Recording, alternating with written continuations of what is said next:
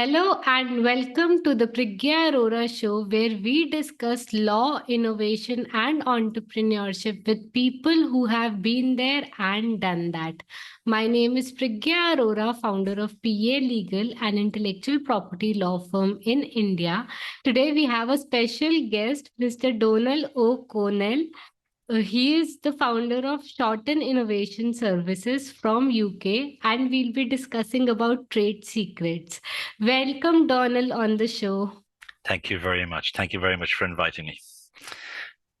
So, Donald, we'll start with your story and how did you enter into the field of IP and how did you become the person you are today? I know it had been a very long journey and you have been in this field since a long, long time, but something you can share around that. Yes, I should start by saying I'm not an attorney. My background is an engineer and worked for companies like Atari and Philips and Nokia and went up the traditional engineering career ladder. But I spent some time in the States, particularly in Texas, and as many people in IP know, Texas is a litigious hotbed when it comes to IP. So I kept getting dragged into IP issues and working with the IP department and getting involved in IP disputes. So I moved sideways, became director of IP at Nokia for 7 years. So managed an in-house IP department, which was a tremendous education and a great development. And then left in 2009 to set up my own company, which focuses on education, a little bit of consultancy, and also using technology to help IP be more efficient and effective. So yeah, it's been a long journey, probably 20 plus years in IP now. Yeah. So, Donald, I was just getting to know you, and I got to know that your company is also dealing with education, and it is also focused on education a lot. I don't think much companies do that. So, how did you enter into this field and thought of promoting IP or entering into the field of education? Well, first of all, I had been at the receiving end myself. So when I was an engineer, I experienced having to attend IP training. Um, so I saw the difficulties and the challenges for an IP person to communicate to an engineering group who may not be so interested in sitting through IP education. Then, when I was director of IP at Nokia, I had a responsibility to educate a large multinational, and I saw the challenges when you are, we had a head count at 120,000 people at its peak. So how do you educate people about IP? Particularly when you have different people inside an organization, engineers, marketing, service, maintenance, distribution, and so forth. What do you need to teach them, and how do you teach them, and how do you make sure it's interesting, and how do you make sure it's engaging? So that was probably my initial interaction with education. I teach a little bit at some universities, so I also saw the challenges with teaching engineering students or medical students about IP. And of course, when you're dealing with students, it's different than when you're dealing with employees. Again, you get a very different interaction, and but it's all a learning process. And then I suppose with COVID, we have seen a switch to e-learning, people working from home, people not willing to attend classroom training, people not willing to travel. So how do you embrace technology to leverage, for example, e-learning management systems? So how do you use, for example, video or online quizzes or interactive technology to get people to learn about IP? Because clearly we have to teach people about IP. There is a lot of well, first of all, there's a lot of people who don't understand it at all. Secondly, there are people who think they understand it, but they have the wrong understanding about IP. And IP is complex, unfortunately. It's not a simple topic. There are different forms, different processes, different models that have to be understood. And then how do you link it to innovation and creativity? So what's the links? So why are you being taught about it? So what? So I think education is a fascinating subject, but I think IP community have to do a lot more. We're not doing enough, and we're not doing it well enough. And we know this from research that we have to do a better job. Correct. I think it is so, so important to especially every engineering and medical student should know about how to protect whatever they develop. And uh, it is very, really important and need of the art. Yeah. And of course, So, it's also changing. IP isn't static; it correct. moves. So just when you think you understand that, you didn't realize, well, actually something is changing. So it is a fascinating subject. And you have seen all of it. I'm sure 20 years ago, the laws were very, very different than they are now. The technology was very, very different than it is now. Yeah, yeah. And the subject we're going to talk about, trade secrets, were very, very different. Yeah. Remember, trade secrets were probably the neglected stepchild of IP 20 years ago. Nobody really thought about it. And it's amazing how that has changed in a very short period of time to now become a much more important form of IP. Correct. So, Donald, we'll start with you. How would a layman understand trade secrets? Like, if a general person, a student, comes to you and asks you, "What is a trade secret?" So, how do you answer that question? Well, the law differs a little bit from country to country, but in general, Right. the definition is fairly simple and uniform across locations. So it is business information that meets three requirements. So first of all, it's business information that is secret, Yeah. that has value, and you've taken reasonable steps to protect. So Correct. it is very different, for example, compared to patents or trademarks or whatever. It has got a relatively simple definition.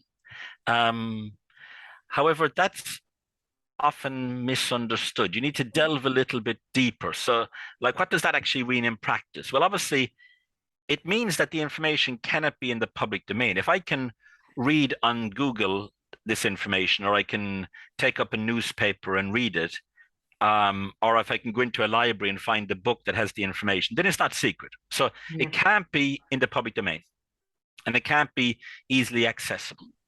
Um, you've got to limit access. If half of India knows the information, then it's not a trade secret. Definitely. So you've got to limit it. Now, the law doesn't say how many people is okay. It doesn't say that Yeah. 4 people is okay, but 5 people is too many. You've Yeah. got to think about it on a case by case basis. So you've got to think, well, do the people who have access to it, is there a business reason for them having access? That's probably okay. But if you have lots of people with access to the information who don't need the access, then you've got a problem. So you've got to limit access. Correct. It's got to have value. But again, the law doesn't say that $2 isn't enough, but $3 value is good enough.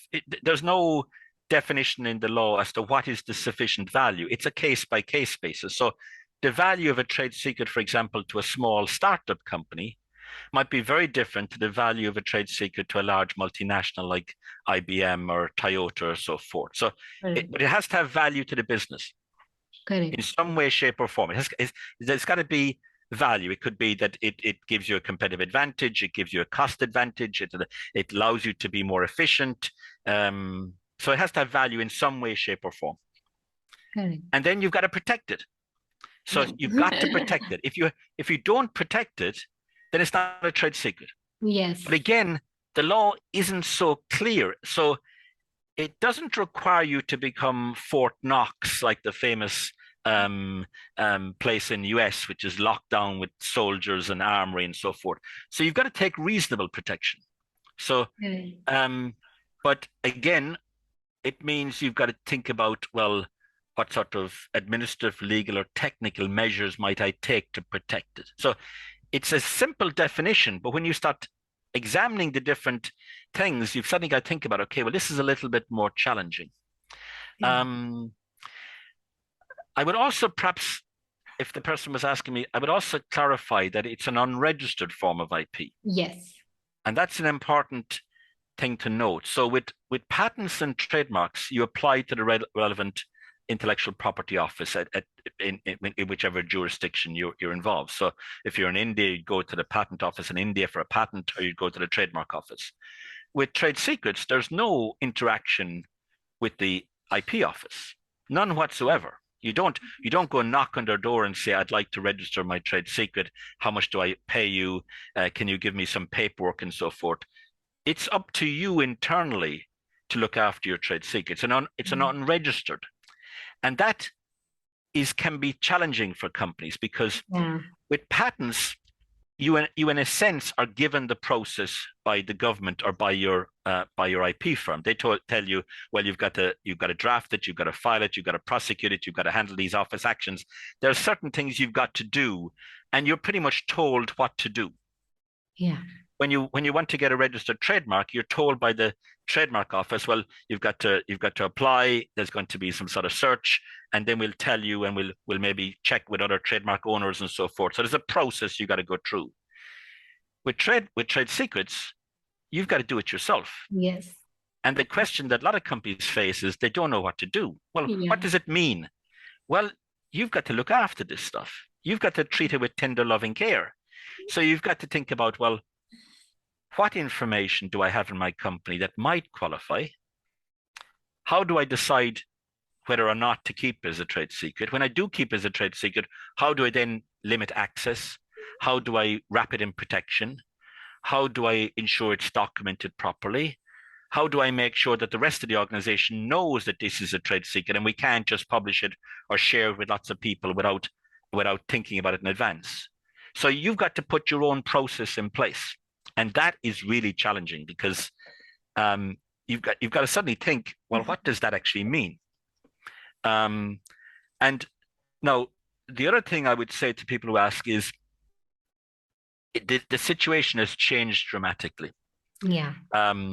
So 10 years ago, if we were having, if you had approached me to say, Donal, would you do a podcast with me?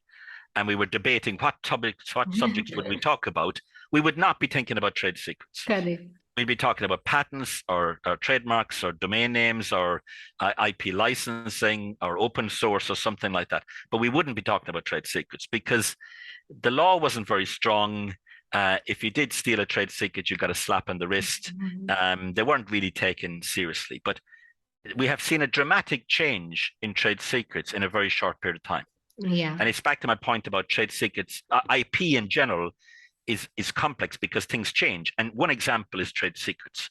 The first change is the law changed. So you saw major jurisdictions updating their trade secret laws. Japan in January 2016, the US in May 2016, Europe in June 2016, and then implemented at the state level in June 2018, China in 2018, and again in 2019. So we've seen Japan, China, Europe, and US all change their trade secret laws. Yeah. And the changes are, they first of all tightened up the definition, so it was much clearer to understand what would qualify. They clarified what was meant by misappropriation or theft. The penalties increased. So now, if you get found guilty of stealing a trade secret, in some jurisdictions, you go to prison. Good. I mean, while we're talking here today, there are people in prison in the US for trade secret theft. You know, the next to murderers and rapists and terrorists, you've got trade secret infringers. Yeah. So suddenly, the law is much more favorable to the trade secret owner. It protects the trade secret owner. Correct. You've also seen litigation increase. You've seen a lot more cases, whereas in my early days, I didn't really come across too many trade secret cases, whereas now I'm coming across cases every day. Yes. I mean, just yesterday, you saw a case involving IBM. Yeah. There was a case in Ireland involving a startup company getting accused together with their investor of doing something with regard to trade secrets, allegedly. So almost every day we're seeing cases. The cases involve either a company going after, for example, a disgruntled employee for stealing a trade secret, a company going after a director or officer, companies going after suppliers or people that they're working with and suddenly falling out. Occasionally companies going after competitors because competitors took an employee and then the employee took trade secrets with them and so forth. We've seen a few cases involving investors. So the type of cases, the number of cases increasing, the types of cases are really intriguing. And you don't necessarily have to even be in the country to find yourself wrapped up in the law. I mean, there's a lot of cases where you see non-US companies end up in court in the US in Correct. federal court for trade secret theft. Recently we saw Tata Consulting, a big Yeah. Indian company, in court in the US for trade secret theft, which is a really interesting case as to how did they get themselves into that difficulty. Yeah. I would say there's other reasons why trade secrets are increasing. Companies are embracing collaborative or open forms of innovation, so they're working with other companies. So when you collaborate with somebody else, you typically are sharing some of your valuable confidential information. You're sharing your business plans, your software code, your test scripts. So you're seeing, it's strange to say it, but you're seeing trade secrets and open innovation being linked together. So you Yeah. don't normally see the words trade secrets and open innovation together, but actually they're very closely linked. Yeah. You also have the issue with trade secrets growing in importance because of the whole issue of the nature of employment. People don't join a company from school and stay there until they retire. People move around a lot more. Yeah. And unfortunately, what's happening is on the last day of employment, some people don't worry about having a cake and a coffee and celebrating with their colleagues. They think about stealing trade secrets. Yeah. I mean, there's research that shows that, I think it is in America, there was a research that said 40% of employees steal something on the last day of employment. Now, some people steal maybe pens and paper, but some people are stealing trade secrets. Correct. Client list, process descriptions, software code, and so forth. Correct. Correct. So we're seeing trade secrets go from being ignored 10 years ago to suddenly really interesting. Yeah. And if someone, like you said, was to approach me, I'd say, well, here's the definition. Here's what it means a little bit in practice. Here's why you've got to take it seriously. Correct. And here's what's changed. And here's what's caused some of those changes. Correct. So if you're now a company and you're doing an IP strategy, yes, you've got to still think about patents and trademarks. Yeah. Absolutely. But you've also now got to think about trade secrets. Correct. And you've got to think about how you're going to do it when it's unregistered. Yeah. So, Donal, here I'll, interrupt and ask you, because there are a lot of companies nowadays who work in software domain, and the core idea of working is towards a business method and not particular technical things. So there, in many cases, it is not possible to go ahead with patents and utility patents specifically. So we do advise them that you should focus on trade secrets. You should have strong NDAs, strong agreements with your developers and things like that. So can you tell us few things what companies like these can take care of, especially when they, as you said, like nowadays people transfer from one company to another company a lot, and there may be cases where people hire freelancers and developers outside their organizations. So how can they make sure that whatever product they are developing will stay with the company and nobody is going to steal the product itself and go? Yeah, well, you're absolutely right. In the software environment, you do see trade secrets, particularly if it's more business methods, but also if the software is more in the cloud, or let's say it's algorithms or to do with data. Maybe it's a little bit more challenging to treat the user interface as a trade secret, because obviously that's visible to the clients and and Joe Public and so forth. But the back end of the software, but also things like before you even get to the actual software code, when you create, for example, your specification documents, your test scripts, your test data, that can also all be treated as a trade secret, because that's valuable information you've spent time developing, and it's valuable to your company. In terms of what companies need to think about doing, clearly have a trade secret policy.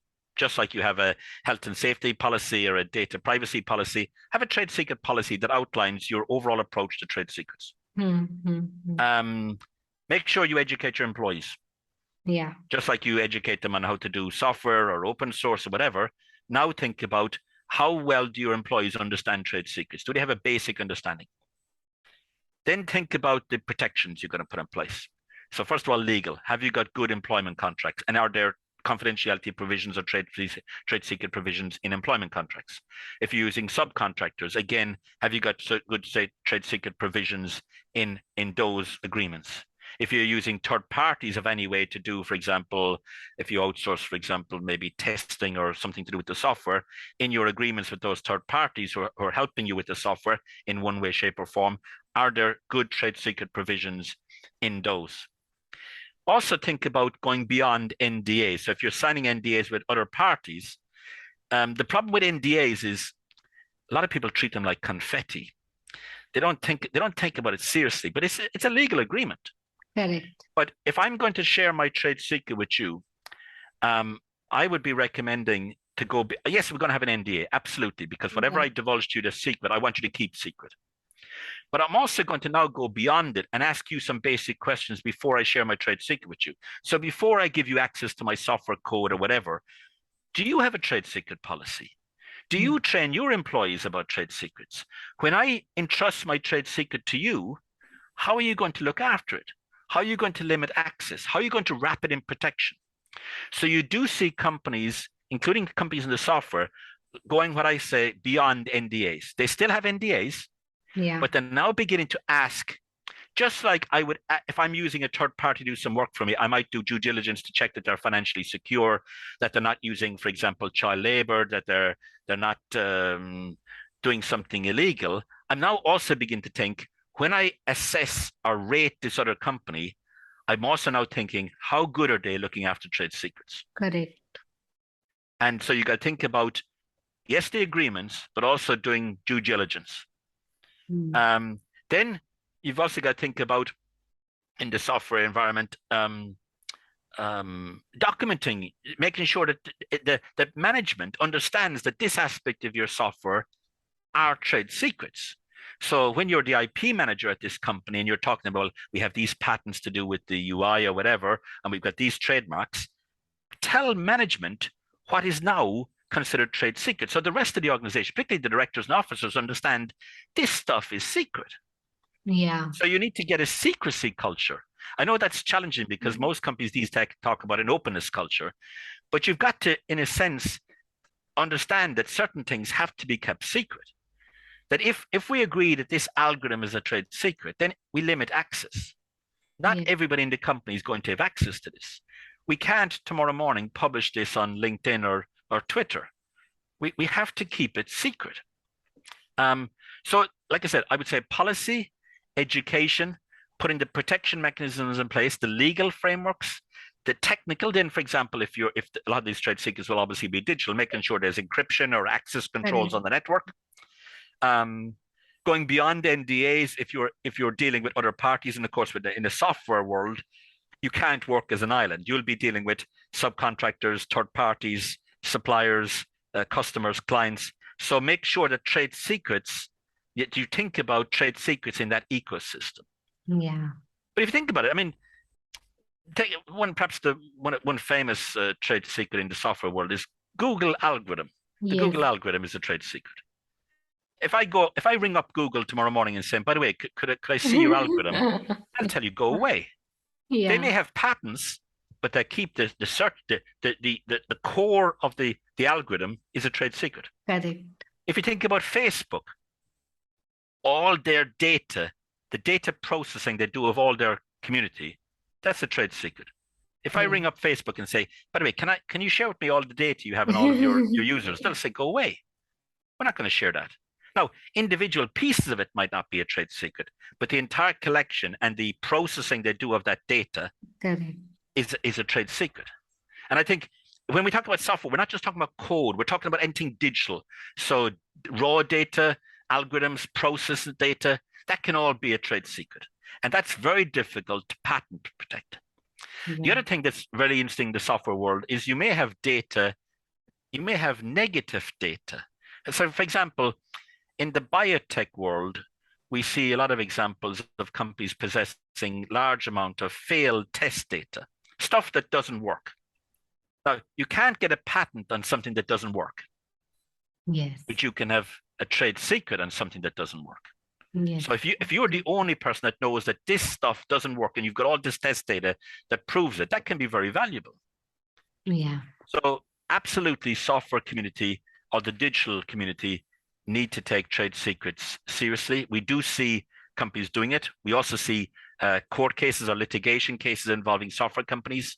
Um, so it's yeah, absolutely that needs to be part of their IP strategy, and their in-house people, or if they're working with a law firm, they need to have those discussions with the law firm to make sure they get advice about how to manage those trade secrets. But again, just because it's software, those trade secrets are unregistered. So the software company has to figure out itself how is it going to manage it. And of course, you're sitting in India there, and of course, India is a hotbed for software companies. Yeah.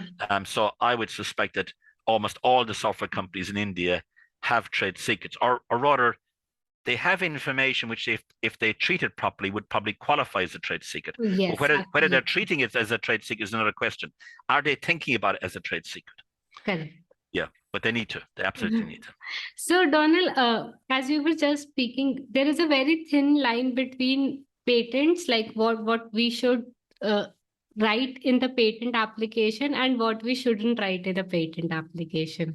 So, I think what we shouldn't write in a patent application is the core crux of the secret things that needs to remain in the company, because at the end of the day, the patent application will get published and all the information would be there. So, it's better to keep that core information with the company and disclose to the extent what is required to be Yeah, disclosed. yeah, yeah. I mean, I think too many times we think about it's either a patent or a trade secret, but Correct. actually, the correct answer is patent and trade secret. Yes. So you've got to think about what aspect. So if you're, I mean, there's a famous case. It's a robot that was developed by I think it was Verizon in the US. It was one of the telecom companies. Yes. So they built this robot and they were trying to protect it. So what they did is they patented certain aspects, the mechanics and maybe the electronics and the touch sensitivity of the robot. But the software code they kept as a trade secret. So they in a sense looked at the entire innovation and said, well, these aspects are best kept as a trade secret. These aspects over here are best patented. And I think more and more we need to think like that. It's not always it's a patent or a trade secret.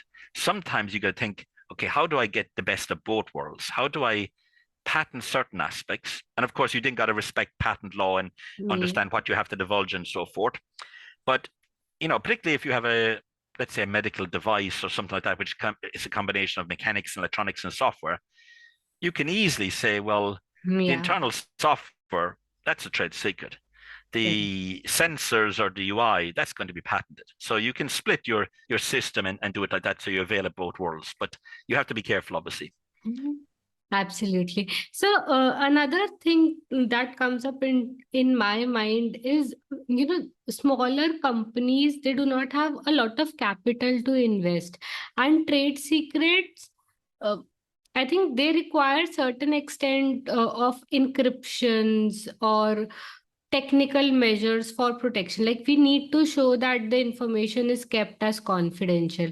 So Yeah. what are the measures which smaller companies, probably companies who are starting up right now, may take so that they can secure their future? Like, in future they'll not have a problem if they have taken some typical measures at the baseline. Well, in theory, because you don't pay any fees for trade secrets, you could argue that Correct. in theory it's free. But obviously, you're right. You're going to spend some money developing your trade secret, and obviously you're going to spend some money protecting it, wrapping legal and technical frameworks. But you don't require your company to become Fort Knox. You just have to take reasonable steps. The biggest challenge for startups or smaller companies I see is they lack this secrecy culture. Yeah. So they they they love being invited to go talk at a seminar and telling everybody about their latest technology. Yeah. Or they go to an investor and say, we're looking for some financial capital, and the investor says, well, what do you have? And they tell the investor everything. Or they get an opportunity to go meet with a large multinational like Microsoft or something like that, and Microsoft said, well, what technology do you have? And the four guys or whatever, four girls in the startup company tell everything. Yeah. So first of all, you've got to stop that. You've got to absolutely stop that nonsense. You've got to decide, If I'm a software company and my algorithm is my trade secret, then under no circumstances am I going to tell anybody my algorithm. I'm Correct. going to keep it secret. I'm Yeah. going to tell you, yes, I have an algorithm, and I'm going to tell you maybe the algorithm does something. It adds two numbers together very fast, whatever. Yeah. But I'm not going to tell you how it does it. Yeah. Absolutely. Absolutely not. So you've got to, first of all, get a secrecy culture inside your company. And that means you've got to, for example, if you have a small company and the engineers have developed the algorithm, I'm not going to tell the finance manager what the algorithm is because he doesn't need to know. Or I'm not going to tell the CEO what the algorithm is because he doesn't need to know. Or I'm not going to tell. So I'm going to start already limiting access internally. Yeah. Secondly, when I do have to tell somebody else, I'm going to absolutely ensure there's legal frameworks. So I'm going to understand NDAs, and I'm not going to treat them like confetti. I'm going to take them very seriously. I'm going to sign NDAs, making sure they're mutual NDAs and making sure the other party understands that they've got to keep stuff secret. Mm. I'm also going to start asking obvious questions. So if the larger company comes and knocks on my door and says, "Can you tell me?" I'm going to say, before I tell you anything, how do you look after trade secrets that I give to you? Yeah. Do you have a trade secret policy? Do you educate your people? When I give you my trade secret, how are you going to look after it? Because you're a big company and it's very easy for you later on to forget that it's my trade secret. And in a couple of years' time, you'll think it's your trade secret. Yeah. So before I share it, I'm going to start being tough. And if the other party says, we don't have a trade secret policy, or I'm not quite sure how I'm going to look after your trade secret, then I'm not going to share my trade secret with you. Why would I share my trade secret with you if you can't even look after it? Mm. So you've got to get this secrecy culture into your company.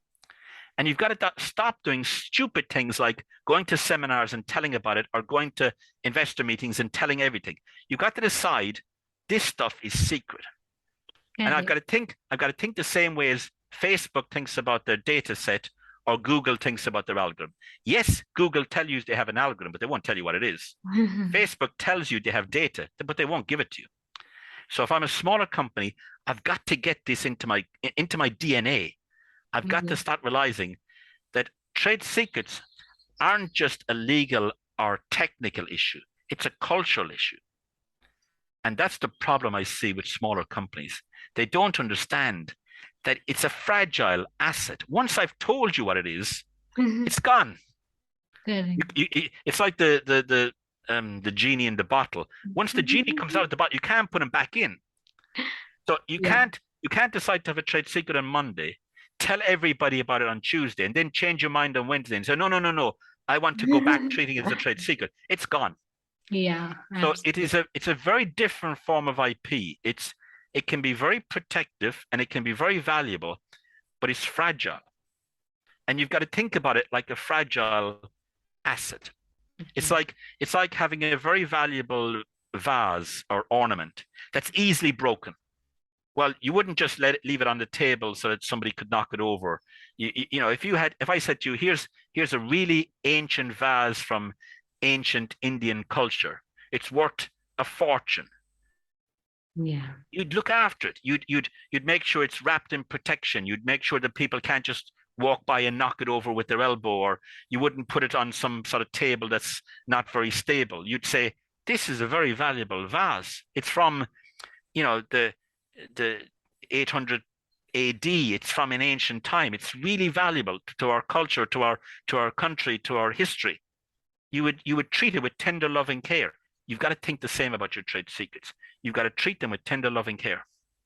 Absolutely. I now, that these words have imprinted in my mind that we need to take care of trade secrets with tender love and care. Nobody, I think people do not understand it. And as you rightly said, we have so many startup shows, investor summits. People look for opportunity to get investments, and in that high or in that zone of getting investments, they'll end up disclosing everything to people around them, which I think is not a good idea. Yeah. Yeah. The other thing to think about trade secrets is, where are your risks coming from? Correct. Now, unfortunately, with trade secrets, the risks are usually quite close to home. Yeah. So, yes, there's always the danger that some hacker in North Korea will steal your trade secret. There is that risk. Yeah. But to be honest, I'm not so worried there. I'm worried more about your own employees, Correct. your own directors and officers, your subcontractors, your friends, your suppliers, your clients, your customers. They're the people I'm most worried about. Yes. Because what we notice when things go wrong with trade secrets, that's where the incident happens. Yes. So when you look at cases, often it's your supplier does something that you didn't expect him to do with your trade secret, or your customer does something that you say, no, you're not allowed to do that. And often, sometimes it's deliberate, sometimes though it's completely due to lack of information. Correct. It's not understanding that this is a really valuable vase and I've got to look after it. And if I give the vase to you, I've got to then check, are you going to also understand that I've given you something really valuable? You've got to protect it. And so the risk profile, with patents, usually the risk is your competitor or some non-practice. It's somebody outside your company, although you can have patent risks internally with inventor disputes or whatever. So your own people can do things to mess up your patents. But in general, when you think about patents, you're thinking about your competition. With trade secrets, I would suggest be a little paranoid about the people closer to you, because they can do things to really mess you up.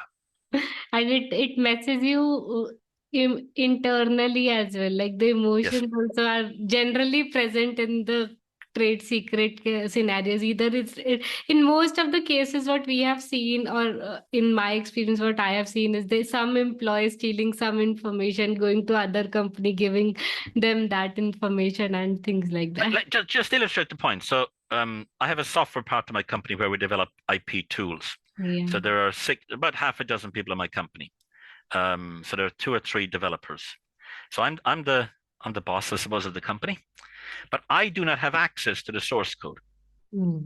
So my company, I'm not allowed to access the source code. We made that decision when we started. We said, no. Why do I need to access the source code? Why do I need to? I know that it's there somewhere. It's locked away. It's secure. But I don't need to have access to the source code, because I'm on LinkedIn, I'm talking at events and so forth. I have my computer with me and so forth. There's always the danger I would do something like leave my computer on the train or tell some. So we decided I do not need to have access to that valuable trade secret. And that's what you need to think about. Who needs to have access to the valuable asset, and then limit access? Because in my case, I like to talk and I like to present and so forth. I could always accidentally share it, and I don't want to make that mistake. So you've got to think like that. You've got to think about access controls. You've got to think about limiting access. You've got to think about the risks internally, the risks with your friends, your suppliers. You've got to think a little bit differently when it comes to trade secrets.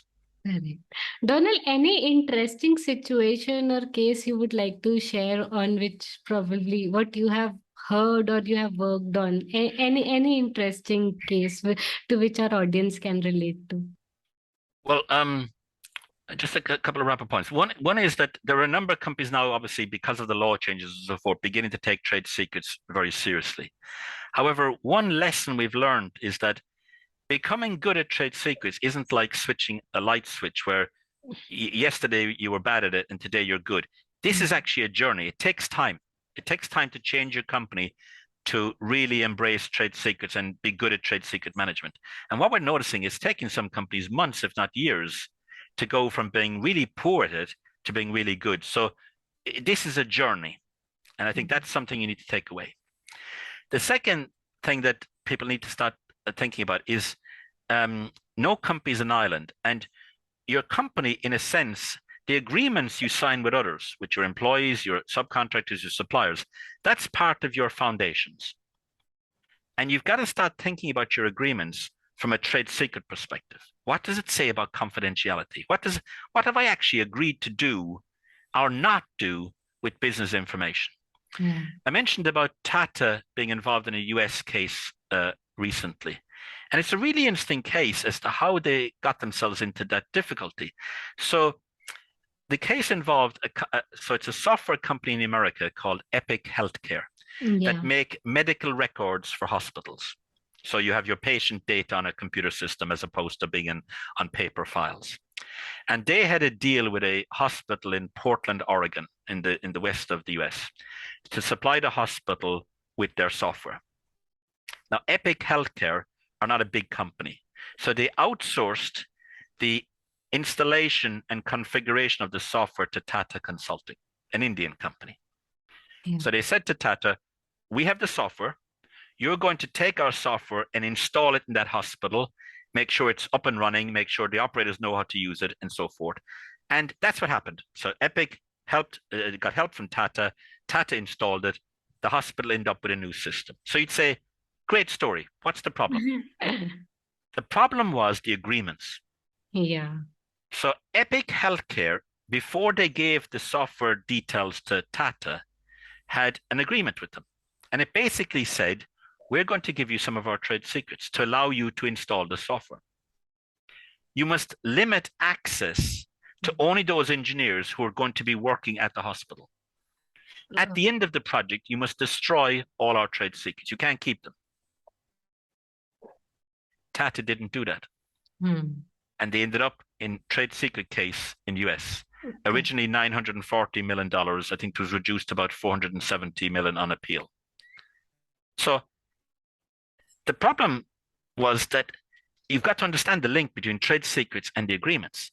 And that's what's happening more and more. We're seeing that people are treating agreements like as if when you sign the agreement, I can put it in a filing cabinet. I don't have to worry about it anymore. Yes. No, you've got to understand, what have I agreed? What have I agreed to do? And in this case, I agreed to limit access to the trade secret, and I agreed to destroy the trade secrets after the project. Yeah. So I would say, take agreements, even NDAs, which are one of the most basic agreements you can have. Take them a lot more seriously, because we see a lot of companies treat them like confetti. They think it's, I've just signed it. No, come on. I don't worry about it anymore. No. What have you agreed to do? Remember, if you sign an NDA, it means that in the days or weeks after the NDA, you're likely sharing your trade secrets with somebody else, or they're sharing their trade secrets with you. Because if you're not going to share trade secrets, why have you signed an NDA? Okay. You don't sign an NDA if you're going to share stuff that's public. So an NDA is warning you that you're about to start sharing trade secrets. Absolutely, Donal. I was laughing because I tell this information to so many clients that you should take your NDS seriously, specifically when they have some kind of misappropriate clauses in the NDA, and Yep. they think like, oh, it is just an NDA, we can just sign it and give it to the person, and next time if this happens, I'll hold their hand, bring them to you, that you explain the Yeah, they've got to. Yeah, when you think about it, your agreements are part of the foundations of the company. They're defining how you're going to operate with others, and they have to be much better appreciated. Yeah, absolutely. So, Donal, we discussed about the trade secret a lot and in deep, and now it's time to know you and some questions for you personally. Okay. So, what are 3 things you're grateful for? Well, first of all, I'm grateful that my family. My son had been ill a long time ago, very seriously ill, and I sort of fell off the planet a while, thinking that was the end of life and everything. And he's now 20 years of age. His birthday was yesterday. And I look back and I remember a dark time in my life when I didn't think he'd be around. So I'm extremely grateful that my son is still here. Secondly, I suppose I'm very grateful that I have a nice network in my business. People who are willing to advise me, give me advice, give me help and support. Because when you have your own business, So I came from a large multinational, I set up my own company. And when you have your own company, it's your own baby, and it's you've got to do an awful lot of work to make it Mhm. successful. And a lot of things can go wrong. So I realized that my company has survived mainly because of others. You know, I've got great people working for me. I've got great students who came during the summer months and did some internships with me. I've got good customers. I've got advisors. So I'm really grateful the fact that my company has survived for 13 years now. But it's thanks to help from others. And you know, I hate hearing sometimes when you have, you know, entrepreneurs stand up and they talk about what they did. And I'm thinking, no, no, no. You probably only survived because others helped you. Yes, You know, absolutely. and I'm very grateful of the help that I've gotten from others.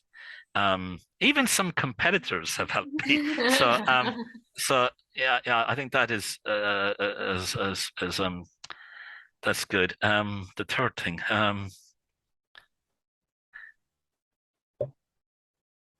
Well, it started raining in the UK today, and we've now I know you guys in India will probably laugh at us and thinking, what the hell are you complaining about, you know, with your hot weather? But we're not geared to handle hot weather in the UK. I mean, we've had a summer of the temperature being between 30 and 40 degrees for weeks now, and we're just not set up for it. We expect to have rain and wind and a bit of cold, and it's a sharp warning that the world is changing. Unfortunately, I mean, we clearly have to wake up that something is amiss. But it rained today here where I live. We haven't had rain in weeks. My flowers are dead in the garden. My grass is brown and everything. So I woke up this morning. I was thinking, yes, it rained.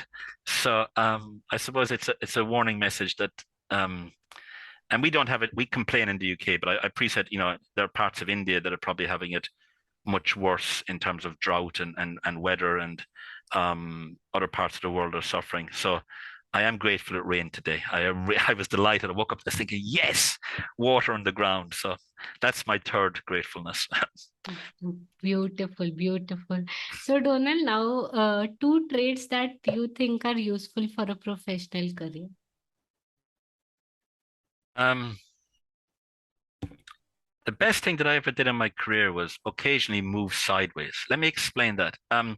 Too often when we talk about careers, we only talk about the incremental steps up that people take. You know, you start off an engineer, then you were a project manager, then maybe you were an R&D manager, then you were VP of R&D. We often talk about the career moves going upwards. I'm now more senior. I have more responsibility. I have more salary, whatever. But actually, I would advise people that actually occasionally move sideways. So the best thing that happened to me was occasionally I was moved sideways. So I was an engineer in the UK. When I first when I was a low engineer, I was a junior engineer in a department. There were lots of senior engineers.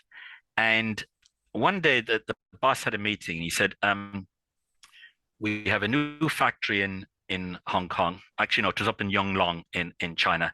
Um, and he said, the factory have some new equipment there to be really useful if we had some engineers there. And we know this stuff here well. Does any engineer want to go and spend some time in China? Now, I wasn't going to put my hand up because I was the junior engineer. So the senior engineers were talking first of all, but some guy was married.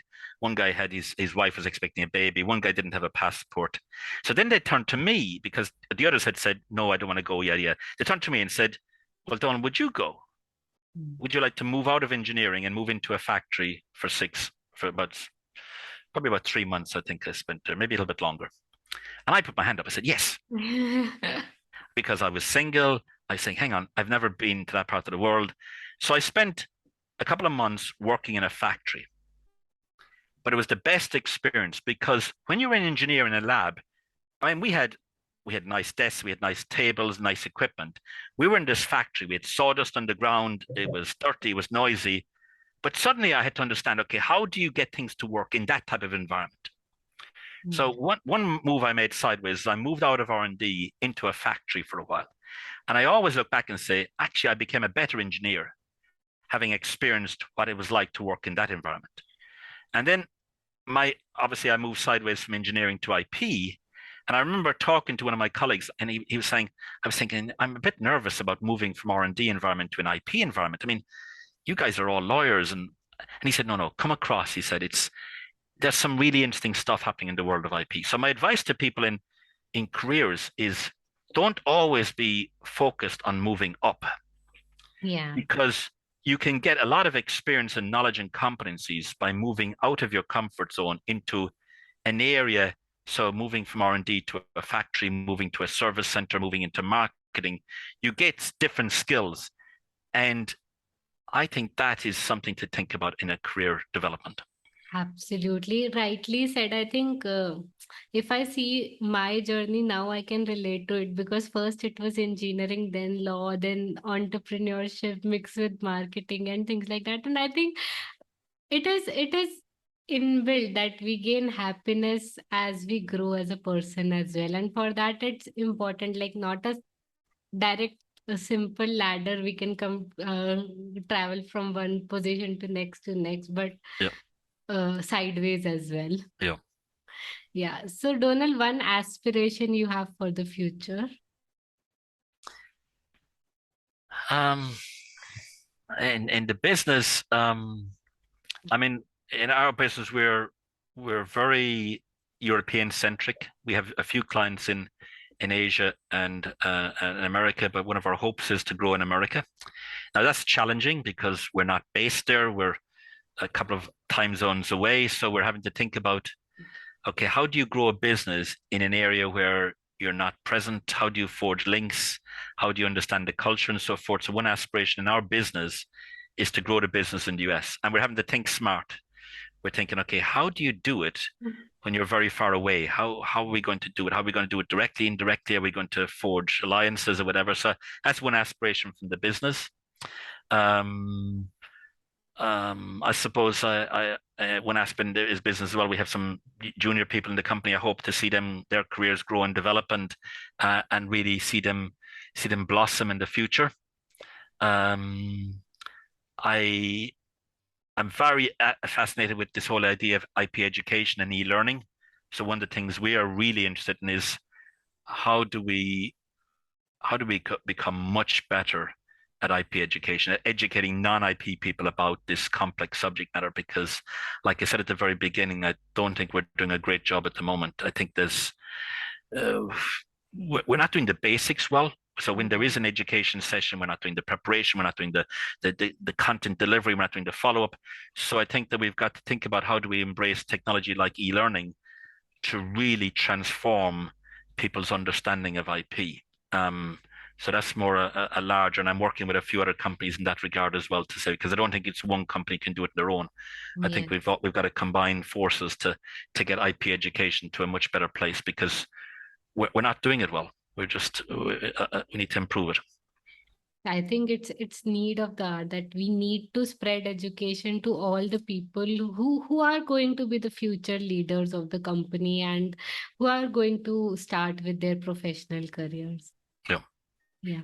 So, Donal, any final thoughts you want to share with our audience before we conclude the podcast? No, I think, sorry for my rambling. Hopefully it's made sense. Hopefully my strong Irish accent hasn't confused people. I just want to thank you for inviting me, and I totally enjoyed the Q&A. And if people have questions, obviously come via Priggya, come via me, come via you to me if they have something they want me to clarify. I'm active on LinkedIn, so I'm very happy to connect to people on LinkedIn platform. But no, thank you very much, and look forward to see what type of reaction you get when this goes live. Thank you so much, Donal. It was absolutely a full lesson, a session full of learning, and I myself got to learn so many things from you. Thank you so much for your time and your willingness to share. Thank you. Thank you. Hey there, thank you for attending today's session. If you enjoyed today's session, do follow our channel and consider sharing it with a friend. My name is Priggya Arora, daughter of inspiring parents, alumna of IIT Kharagpur, engineer turned lawyer and entrepreneur, and now founder of PL Legal, where we help creators and innovators protect their intellectual property. Thank you.